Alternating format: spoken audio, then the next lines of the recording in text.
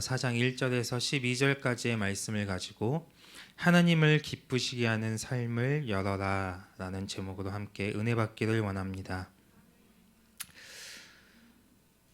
모든 성도는 교회를 통해 선포되어지는 말씀에 집중하고 그 말씀을 굳건하게 잡음으로 올바른 진리체계 위에 믿음의 뿌리를 견고하게 내려야 합니다.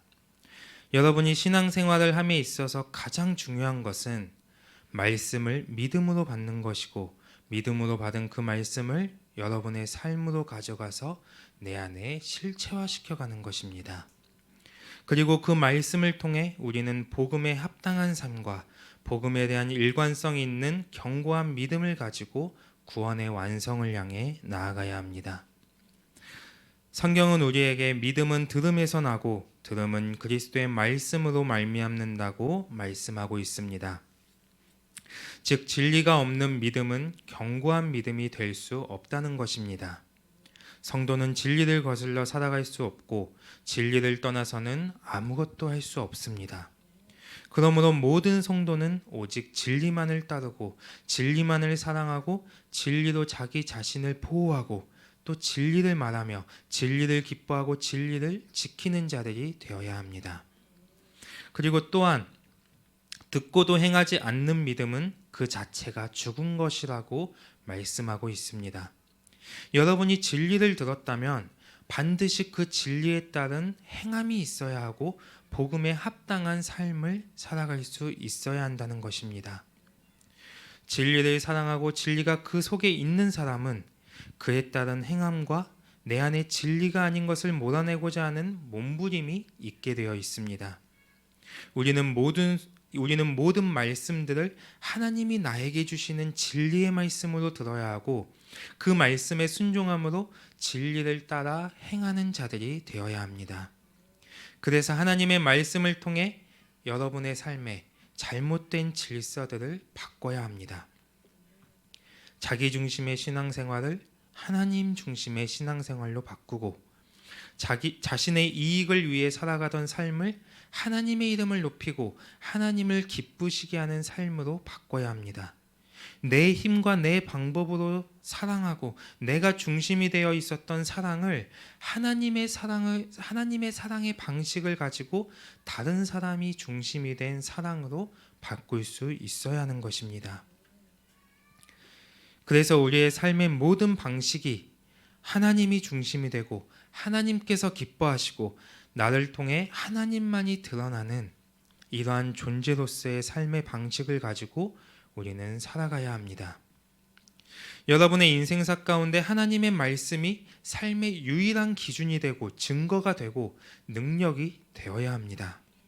그래야 우리에게 어떠한 고난이 오고 환난이 오고 내가 어떠한 상황에 놓여진다 할지라도 믿음이 흔들리지 않는 삶을 살아갈 수 있는 것입니다. 그렇기 때문에 성도는 무엇보다도 진리에 더욱 집중하고 진리만을 더욱 굳건히 붙잡고 모든 진리 가운데 역사하실 하나님을 신뢰하면서 오직 진리 위에 믿음의 뿌리를 견고하게 내려야 합니다. 말씀에 의지하여 여러분 안에 존재하는 비진리들을 몰아내시기 바랍니다. 말씀에 의지하여 여러분의 자아와 여러분의 뜻과 여러분의 모든 방식들을 버리시기 바랍니다. 말씀에 의지하여 여러분의 옛사람의 모습들을 모두 벗어버리시기 바랍니다. 그래서 우리는 어떠한 순간에도 하나님의 의에만 반응하고 진리에만 반응하고 하나님의 영광과 거룩함을 따라 살아가는 영혼들이 되어야 합니다. 오늘 말씀을 통해 여러분의 삶의 질서들이 바뀌어지길 바라고 여러분 모두가 하나님을 기쁘시게 하는 삶을 살아감으로 여러분의 인생사의 모든 선한 것으로 열매를 맺게 되기를 주님의 이름으로 축복합니다. 우리가 1절 말씀을 보면 그러므로 형제들아 우리가 끝으로 주 예수 안에서 너희에게 구하고 권면하노니 너희가 마땅히 어떻게 행하며 하나님을 기쁘시게 할 수 있는지를 우리에게 배웠다라고 말씀합니다. 사도 바울은 우리가 마땅히 어떻게 행해야 하는지 어떻게 하나님을 기쁘시게 할 수 있는지 이미 배웠다라고 말씀하고 있습니다. 여기에서 마땅히 행한다는 것은 행위 그 자체를 말하는 것이 아니라 믿음의 반응, 믿음의 역사를 말하는 것입니다. 성도의 삶은 자신의 힘으로 살아가는 것이 아닙니다. 하나님의 힘으로 살아가고 하나님의 능력으로 살아가고 하나님의 은혜, 하나님이 주시는 것으로 살아가는 것입니다. 행위에 있어서도 마찬가지입니다. 우리가 하나님을 기쁘시게 해야 한다고 하니까 내가 무엇인가를 해야 한다거나 내가 무엇인가를 하지 말아야 한다고 생각할 수 있습니다. 그러나 이러한 삶은 내 힘과 내 노력과 내 방법으로 되는 것이 아닙니다. 여러분, 무엇이 하나님을 가장 기쁘시게 하는 것입니까? 배웠으니까. 네. 무엇이 우리가 하나님을 가장 기쁘시게 하는 삶일까요? 하나님께서 가장 기뻐하시는 것은 여러분과 하나님과의 깊은 만남이 이루어지고 그분과의 온전한 관계 안으로 들어가는 것을 하나님께서는 가장 기뻐하십니다. 그래서 우리가 마땅히 행해야 하는 모든 행위는 말씀에 대한 믿음의 반응인 것이고 말씀을 믿고 그 말씀을 삶으로 가져가서 말씀들이 내 삶에 역사되어지게 해야 하는 것입니다. 그러므로 여러분의 신앙생활의 목적이 또 여러분의 삶의 목적이 자기 자신의 만족을 위한 것이 되면 안 됩니다. 로마서 15장 3절에 그리스도께서도 자기를 기쁘게 하지 아니하셨던 것과 같이 우리의 모든 삶의 목적이 하나님을 기쁘시게 하는 것이 되고 우리의 신앙생활의 방향성이 하나님과의 더욱 온전한 관계를 열어가는 것이 되어야 합니다. 여러분은 말씀을 통해 하나님이 무엇을 기뻐하시며 하나님을 기쁘시게 하기 위해 어떠한 삶을 살아야 하고 여러분이 무엇을 붙잡아야 하는지 하나님께서 여러분에게 다 말씀하셨습니다. 우리가 몰라서 하나님을 기쁘시게 하지 못하고 우리가 몰라서 하나님과의 온전한 관계성으로 나아가지 못하는 것이 아니라는 것입니다. 우리는 말씀을 통해 배운 것을 우리의 삶에서 믿음으로 나타내야 하고 말씀이 우리의 삶 가운데 역사되기를 더욱 힘써야 합니다. 아까도 말했다시피 이러한 삶은 내 노력만으로는 되는 것이 아닙니다. 내가 으쌰으쌰 어떻게 살아간다고 했을 때 어느 일부분은 조금 이루어질 수 있을지 모르겠습니다. 그러나 그 안에는 반드시 한계가 있고 반드시 끝을 보지 못하고 넘어지거나 실패하거나 좌절하게 되는 시간이 오게 될 것입니다. 이것은 우리의 힘으로 살아가는 것이 아니라 하나님의 말씀을 의지함으로 우리가 믿음의 반응으로 나아가는 것이고 우리가 성령을 의지함으로 성령의 도우심에 힘입어 나아가야 하는 것입니다. 그래서 우리는 이 하나님의 말씀을 온전히 붙잡음으로 그분과의 온전한 관계성을 열어갈 수 있어야 합니다. 하나님의 말씀들을 여러분 잘 살펴보세요. 우리가 어떻게 하면 하나님께 더 가까이 나아갈 수 있는지, 어떻게 하면 우리가 하나님과의 올바른 관계성을 맺을 수 있는지, 올바른 관계를 우리가 가져갈 수 있는지, 이 관계를 가지고 우리의 삶에서 어떻게 하나님과 동행할 수 있는지를 말씀해 주고 있는 것입니다.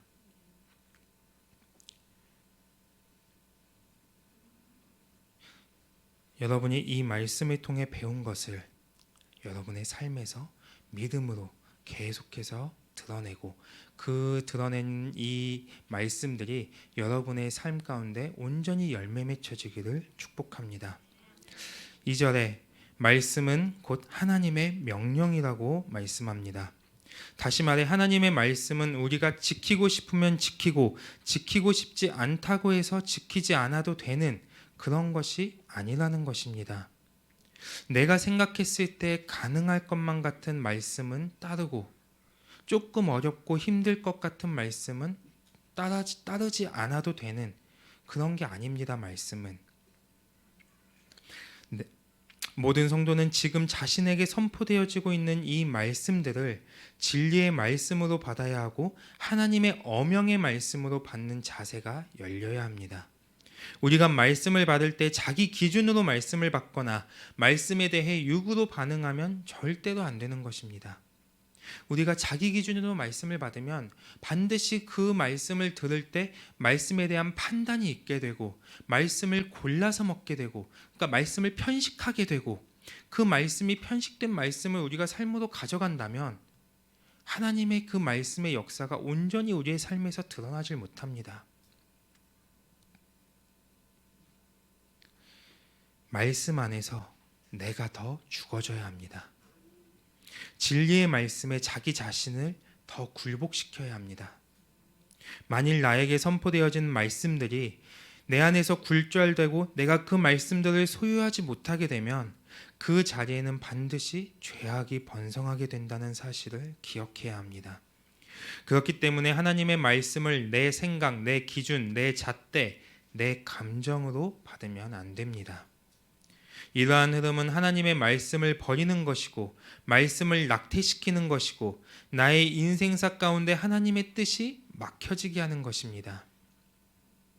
모든 성도는 하나님의 말씀을 오직 믿음으로 받아야 하고 여러분이 말씀 안에서 자꾸만 믿음으로 반응하고 말씀들이 여러분의 삶 가운데 믿음으로 역사되어질 수 있도록 하나님의 말씀을 진리의 말씀 그 자체로 하나님의 엄영의 말씀으로 받을 수 있어야 합니다.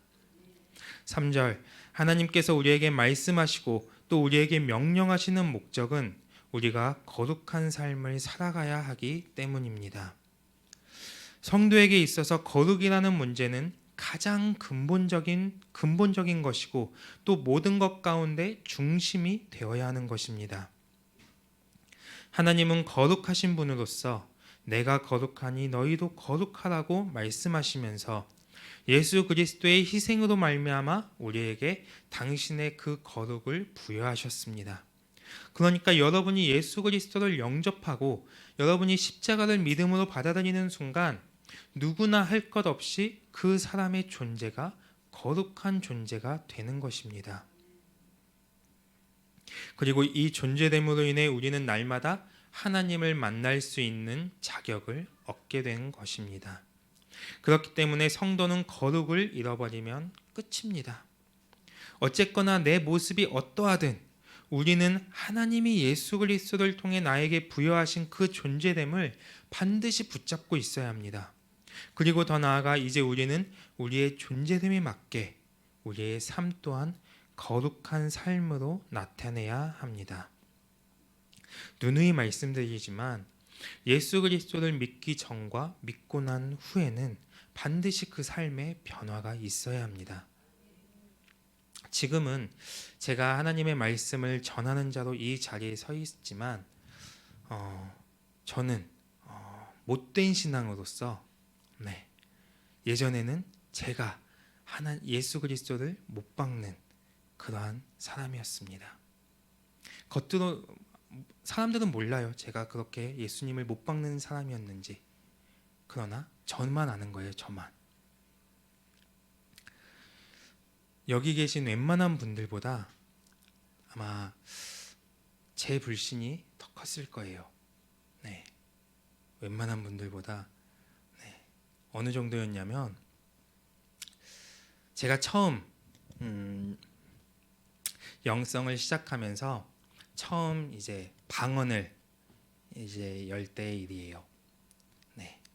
제가 처음 얘기하는 것 같은데 제가 방언을 열 때 어마어마했습니다.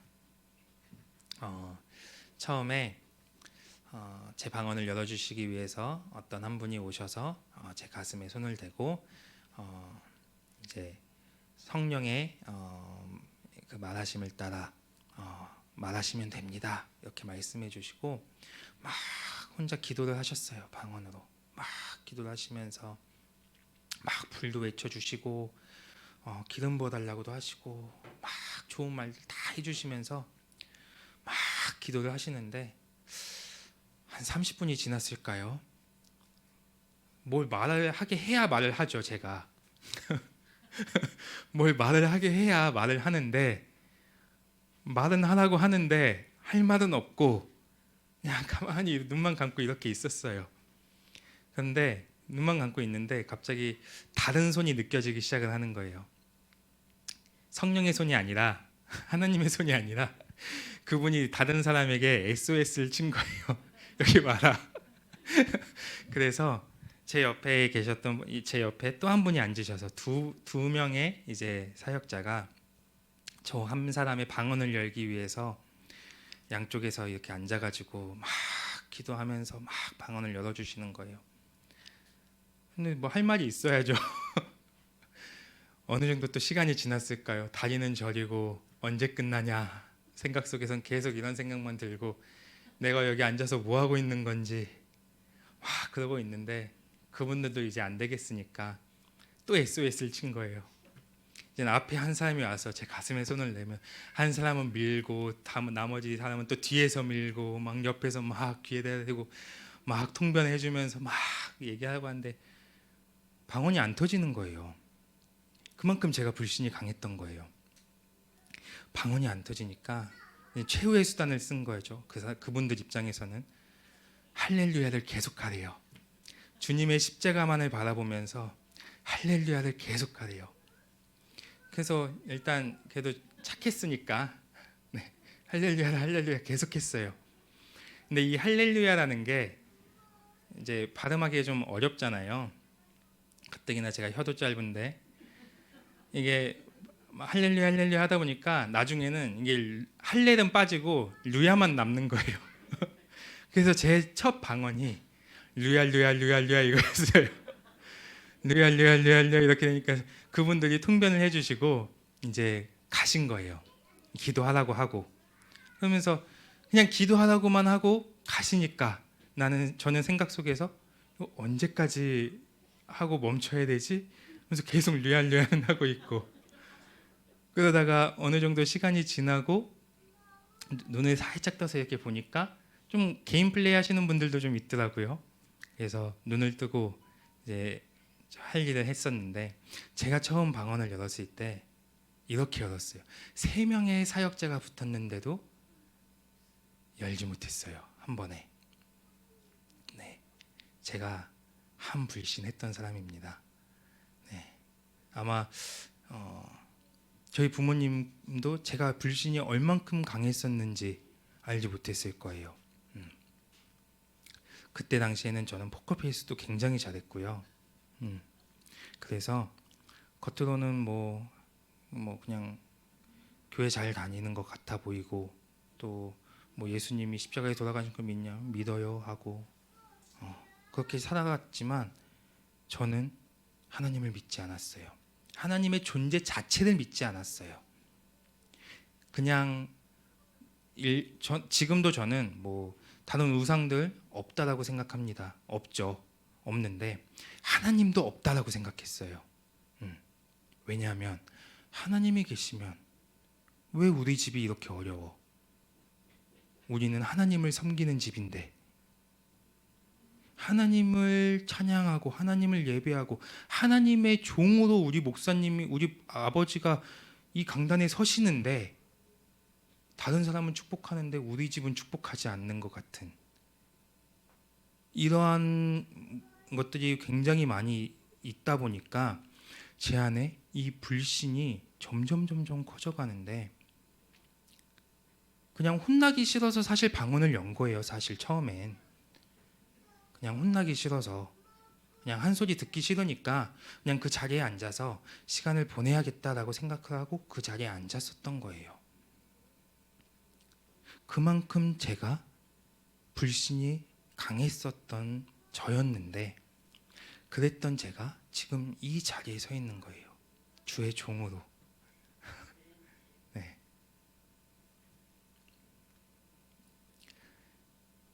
이렇게 제가 방언을 열고 이제 본격적으로 영성을 시작하면서 제가 이제 어느 날 기도를 하고 있었는데 기도를 하던 중에 그 주님이 저에게 환상을 하나 보여주셨어요. 예수님이 십자가에 못 박혀 계셨는데 제가 그분을 칼로 난도질하고 있는 거예요. 저는 너무나 충격이었어요. 그게. 그래도 불신은 있지만 그래도 난 착하다고 생각은 했는데 제가 주님을 찌르고 있었던 거예요.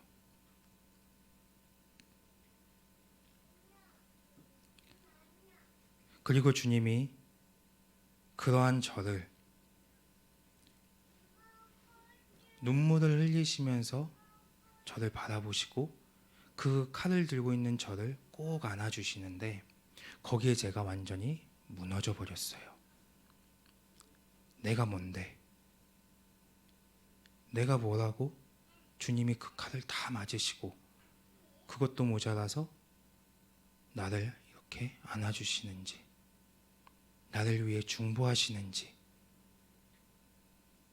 제가 거기에 완전히 무너져 버렸어요.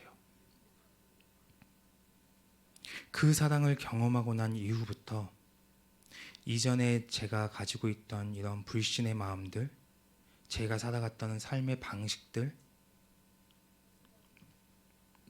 이런 것들을 하나하나 버리기 시작했습니다. 물론 한 번에 다 버려지지 않고 또 오랜 시간이 걸렸지만, 그리고 지금도 여전히 계속해서 버리는 중이지만, 말씀을 통해 또 사람을 통해 하나님이 깨닫게 하시는 것들을 계속해서 제가 발견할 때 그것들을 버림으로 인해서 제가 하나님 앞에 하나님이 원하시는 모습으로 한 발 한 발 나아가고 있는 중입니다.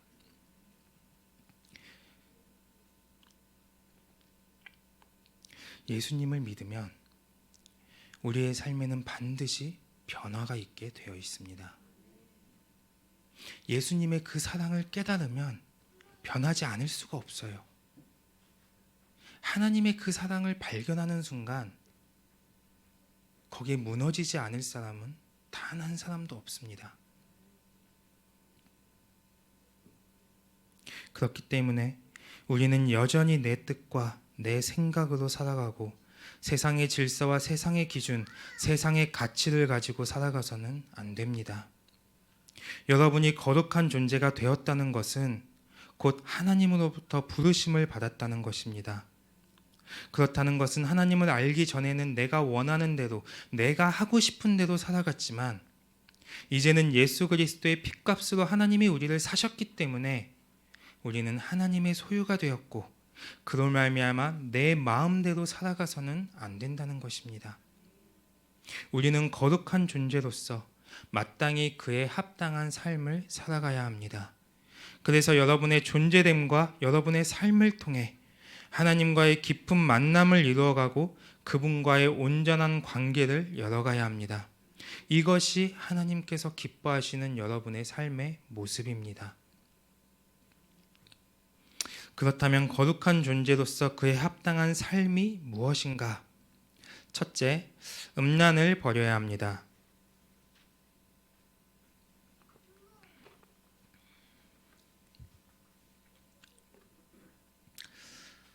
갑자기 웬 음란이냐 하겠지만, 그 당시 헬라인들에게는 성욕을 절제한다는 것이 그들에게 있어서 부자연스러운 것으로 여겨질 정도로 성적 범죄를 크게 문제 삼지 않았습니다. 때문에 그 당시 로마 같은 경우는 대부분의 남자들이 결혼관계 외에 다른 여성들과 성관계를 맺으면서 살아갔습니다. 이게 너무나 당연했던 거예요. 그 사람들에게서는. 이러한 사회적 분위기 속에서 성적 방종과 타락은 일상생활이었으며 사람들은 아무런 죄책감 없이 음란의 문제에 빠져 살아갔습니다. 사도 바울은 이러한 문제를 지적하며 그들에게 음란의 문제는 죄라는 것을 인식시키고 성도가 성결한 삶을 살아가기를 권면하고 있는 것입니다. 음란의 문제를 해결하지 않고는 성도가 거룩해지는 것은 불가능합니다. 음란이라는 것은 우리의 몸을 직접적으로 더럽히는 죄이고 거룩한 성전으로서의 우리를 오염시키는 일입니다. 그렇기 때문에 모든 성도는 예수 그리스도가 다시 오시는 그날까지 우리의 영혼과 우리의 몸을 흠없이 잘 지켜야 합니다. 둘째, 4절에 각각 거룩함과 존귀함으로 자기 아내를 대해야 합니다. 여기에서 아내라는 단어는 문자적으로 그릇을 뜻합니다. 그러니까 이게 무슨 말이냐면 각각 자신이 자신의 거룩함과 존귀함을 아는 만큼 자기 아내 또한 거룩함과 존귀함으로 대하라는 말입니다.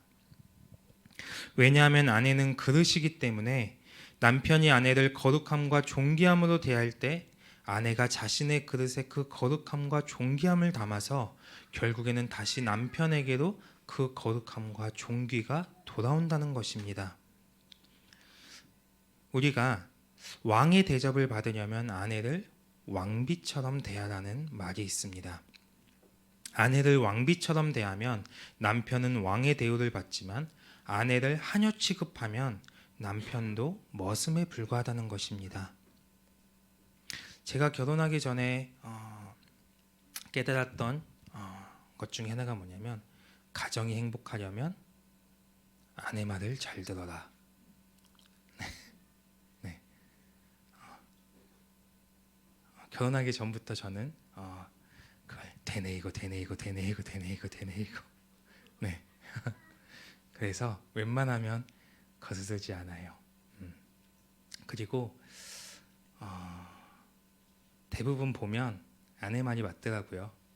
네. 그래서 제가 아내 말도 잘 들으려고 많이 노력하고, 제가 또 하나 내비게이션 말은 칼같이 듣습니다. 네. 아내를 거룩하게 하는 것은 곧 자기 자신을 거룩하게 하는 것과 같습니다. 그러니까 이 말씀, 갑자기 여기에서 왜 아내만 나와? 라고 생각할 수 있어요. 남편은? 이라고 생각할 수 있잖아요. 근데 여러분이 보셔야 될 게, 이 당시, 아까 제가 말씀드렸잖아요. 이 당시의 시대적 상황을 고려해 봤을 때 아내, 여자들은 이 남자보다 하등한 존재같이 취급이 됐었고 굉장히 하찮은 존재로 여겨졌었던 거예요. 그런 사람들에게 이 사도 바울이 너희들은 너희들의 아내를 거룩하고 존귀하게 대해야 된다. 너희가 거룩하고 존귀한 것처럼 너희 아내도 똑같이 거룩하고 존귀한 거다 라고 말씀하고 있는 거예요.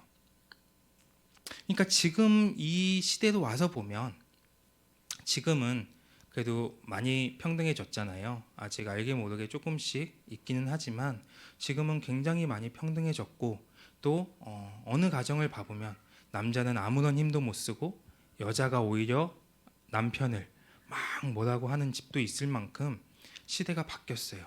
그러니까 이 말씀은 결국에는 가정에게 주고 있는 말씀입니다. 가정에게 주시고 있는 말씀이에요. 서로가 서로를 대할 때 서로가 존귀하고 거룩한 존재로서 대해야 한다라는 것을 말씀하고 있는 거예요. 하나님은 아무런 대가 없이 우리를 거룩한 존재로 부르셨고, 내가 주님을 만나서 거룩하고 존귀해진 것처럼 아내도 거룩하고 존귀한 존재라는 것을, 내 남편도 거룩하고 존귀한 존재라는 것을 반드시 기억해야 합니다. 특별히 가정에서 남편이 아내의 거룩함과 존귀함을 훼손시킨다거나 반대로 아내가 남편의 존귀함과 거룩함을 훼손시키면 절대로 안 되는 것입니다. 남편과 아내는 베드로전서 3장 7절과 같이 서로가 함께 생명의 은혜를 유업으로 받을 공동 상속자입니다.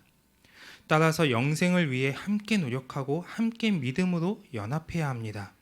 서로가 거룩과 존귀를 함께 나눌 수 있는 관계가 되어야 합니다. 아내를 거룩하고 존귀하게 대하는 것이, 또 가정에서 함께 거룩함과 존귀함을 나누는 것이 거룩을 실천하는 데 있어서 가장 중요한 삶의 질서입니다.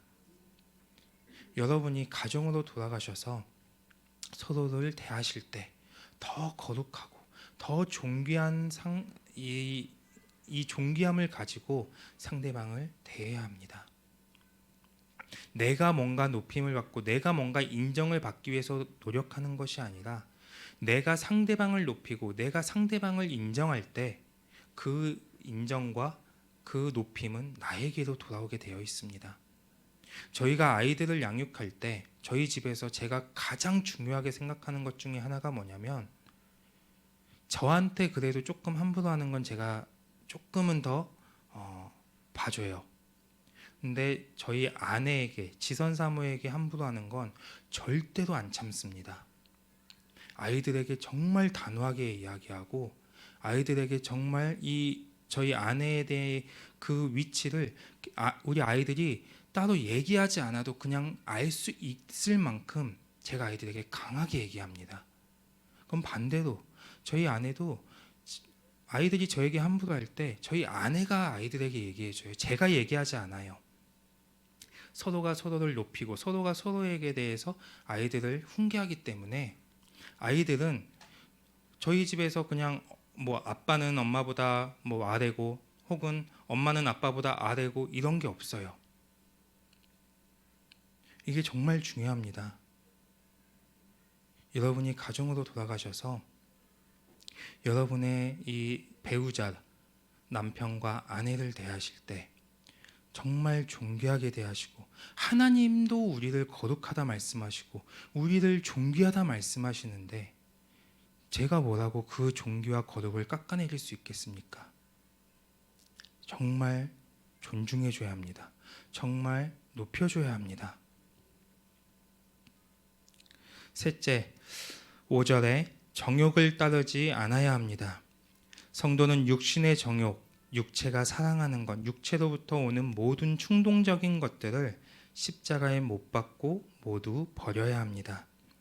만일 우리가 육신의 정욕을 쫓아 살아가게 되면 그 사람의 모든 판단은 흐려지고 올바른 판단을 하지 못하게 됩니다. 그 결과 생각이 더러워지고 행실이 더러워지고 마음이 더러워져서 곧 거룩을 잃어버린 삶을 살아가게 되는 것입니다. 그리고 더 나아가 하나님을 모르는 자들과 같이 그 영혼 또한 하나님을 멀리하게 되고 맙니다. 여러분의 인생사가 하나님을 멀리하고 하나님과 관계없는 삶을 살아가면 안 됩니다. 모든 성도는 자기 안에 존재하는 모든 육신의 정욕들을 버리고 오직 주의 말씀만을 따르며 성령을 따라 행하는 자들이 되어야 합니다. 여러분이 말씀을 붙잡고 죄와 싸워 이기는 자들이 되기를 바라며 죄에 대해서 즉각적으로 회개할 수 있는 심령들로 세워져 가기를 바랍니다. 그래서 여러분의 모든 행동 하나하나가 말씀의 질서를 따라 행해지고 여러분의 모든 걸음이 성령 안에서 이루어지기를 주님의 이름으로 축복합니다. 6절 이 일, 여기 이 일로 시작하죠. 이 일, 음란을 버리고 거룩함과 존귀함으로 자기 아내를 대하고 정욕을 따르지 않는 일, 이 일을 우리에게 미리 말씀하고 증언한 것과 같이 이제부터는 이 모든 일에 하나님의 개입하심이 있다는 것을 우리는 알아야 합니다. 그러니까 만일 우리가 음란의 문제를 해결하지 않고 아내를 거룩하고 존귀하게 대하지 않고 여전히 육신의 정욕을 쫓아 살아가므로 다른 사람의 거룩을 잃어버리게 만들거나 다른 영혼의 삶을 다치게 만들면 하나님께서 그들에게 직접 개입하심으로 그들을 심판하신다는 것입니다. 왜요? 하나님이 이미 우리에게 말씀하셨기 때문에 너희들이 이렇게 살지 않아야 한다. 너희들이 이것들을 버려야 한다 라고 말씀하셨고 우리는 그 말씀을 들었기 때문에 우리가 이 말씀대로 살아가지 않을 때 그리고 이 말씀대로 살아가지 않으면서 다른 영혼들의 이 인생사를 다치게 만들고 막히게 만들 때 우리는 하나님의 심판으로부터 자유롭게 될 수 없다는 것입니다. 모든 성도는 우리에게 미리 말씀해 주신 이 복음을 각자의 심령에 잘 새기고 이제는 하나님께서 기뻐하시는 거룩한 삶으로 나아가므로 단 한 사람도 이 일들로 인해 하나님의 심판을 받는 자가 되어서는 안 됩니다.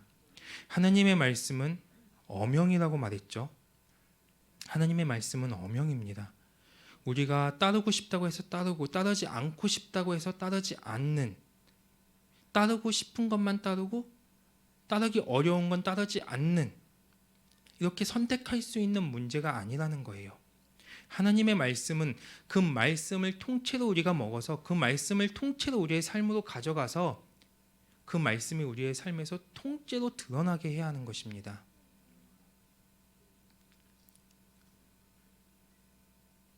7절 하나님이 우리를 부르시고 우리에게 말씀하시고 우리에게 명령하시는 목적은 우리로 하여금 부정하고 불의하고 방탕한 삶에서 벗어나 거룩한 자의 삶으로 나아가게 하기 위함입니다. 그러므로 모든 성도는 베드로전서 1장 15절과 같이 우리를 부르신 거룩한 이처럼 우리도 모든 행실에 거룩한 자가 되어야 합니다. 우리는 하나님으로부터 부르심을 받은 자들입니다. 그렇기 때문에 이전까지는 내가 중심이 되어 살아왔고 내 감정에 충실해서 살아왔지만 하나님으로부터 부르심을 받은 그 순간 이제 우리는 하나님의 것이기 때문에 하나님 중심으로 살아가고 하나님이 원하시는 삶의 방식으로 살아가야 된다는 것입니다. 육체가 중심이 되어 살아가는 옛사람의 삶의 방식은 우리를 세상에 매이게 하고 때로는 불의하고 방탕한 삶으로 우리를 나아가게 합니다. 그러나 하나님의 뜻을 따라 살아가는 새 사람의 삶의 방식은 여러분을 거룩하고 존귀하고 의로운 길로 나아가게 한다는 것을 반드시 기억하시기 바랍니다. 8절 그러므로 저버리는 자는 사람을 저버림이 아니요 너희에게 그의 성령을 주신 하나님을 저버림이라고 말씀합니다. 이게 무슨 말입니까? 그러니까 우리가 이 말씀을 저버린다면 그것은 단순히 말씀을 전한 사람을 저버리는 것이 아니라 여러분에게 성령을 주신 하나님을 저버리는 것이 된다는 것입니다. 성도는 모든 말씀들을 사람의 말로 들어서는 절대 안 됩니다. 반드시 하나님의 말씀으로 들어야 하고 그분의 엄영으로 들어야 합니다. 또한 성령을 거스르는 자가 아니라 성령 안에서 행하는 자가 되어야 합니다. 성령은 거룩한 분이시며 우리를 거룩하게 하고 거룩한 자의 삶으로 인도해 주십니다. 그러므로 사랑하는 성도 여러분, 여러분의 모든 삶이 말씀과 성령 안에서 행해지기를 바랍니다. 날마다 하나님과의 온전한 관계 안에서 그분을 기쁘시게 하는 삶을 살아가는 자들이 되시기를 주님의 이름으로 축복합니다. 9절 성도는 거룩한 삶과 함께 하나님의 가르침을 받은 대로 서로 사랑하는 것에 더욱 힘써야 합니다. 사랑은 하나님께 속한 것이고 하나님은 사랑 그 자체이시기 때문에 우리가 하나님께 속한 삶을 살아갈 때 하나님은 우리에게 사랑을 주시고 그 사랑을 받은 우리는 내 이웃을, 내 형제를 사랑할 수밖에 없습니다. 사랑은 자기 노력이나 자기 힘으로 하는 것이 아닙니다.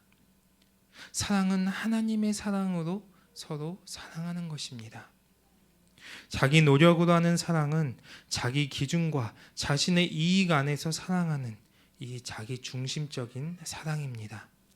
그러나 하나님의 사랑으로 하는 사랑은 그 사랑의 중심에 하나님의 뜻과 목적과 하나님의 선하심이 있고 나보다 남을 먼저 생각하는 희생과 헌신의 사랑입니다.